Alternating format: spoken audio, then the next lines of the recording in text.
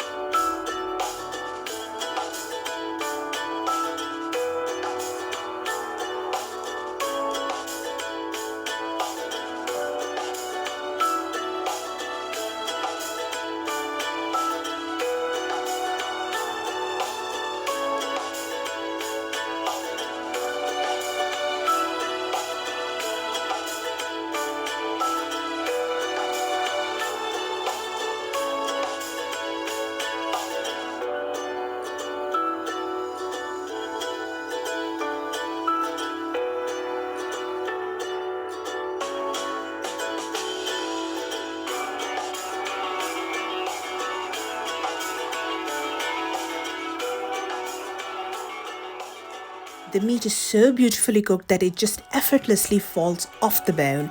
This is a phenomenal recipe and the results are just out of this world. You guys need to try this recipe over this Eid and do let me know how you found. If you haven't liked and subscribed my channel, please do so. Until the next time, bye.